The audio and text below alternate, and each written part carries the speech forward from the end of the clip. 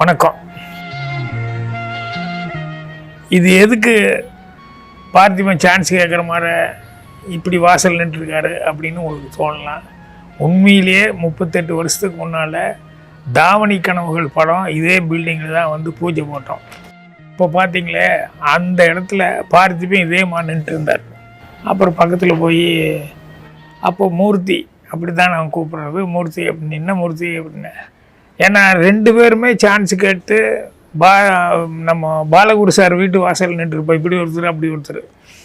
So இப்போ நான் வந்து டைரக்டர் ஆகி ஹீரோ ஆகி டைரக்டர் ஆகி நான் வந்துட்டேன்.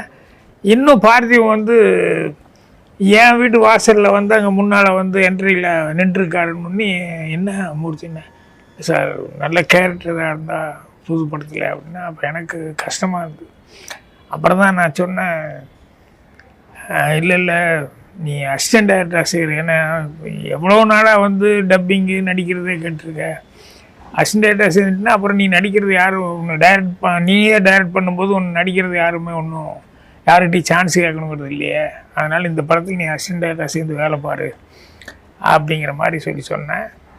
அதுக்கப்புறம் அதே மாதிரி அந்த ஃபஸ்ட்டு படம் அது தாவணி கனவுகளில் வந்து எங்கூட அசிஸ்டண்ட்டாக ஒர்க் பண்ணி அப்புறம் சிவாஜி சார் கூடயே நடிக்கிறதுக்கான ஒரு வாய்ப்பும் கிடைச்சிது. அதிலிருந்து அவருடைய லைஃப்.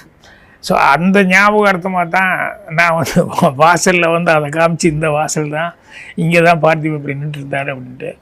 பார்த்திபன் மட்டும் இல்லை, இன்னும் நிறைய பேர் இந்த வாசலுக்கு வந்தவங்கெல்லாம் வந்து இப்படி வெயிட் பண்ணியிருக்கிறது.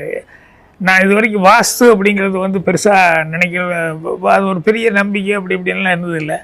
ஆனால் நிறைய பேர் சொல்லி அப்போ நான் நினைப்பேன், உண்மையிலேயே இந்த இடத்துல இந்த வாஸ்து அப்படிங்கிறது, இந்த கேட்டுக்குள்ளே வந்து இங்கே நின்னவங்க, இங்கே சான்ஸ் கேட்டவங்க எல்லோரும் எத்தனை பேர் வந்திருக்காங்க அப்படிங்கும்போது அதை நினைக்கும் போது ரொம்ப பெருமையாக இருக்குது.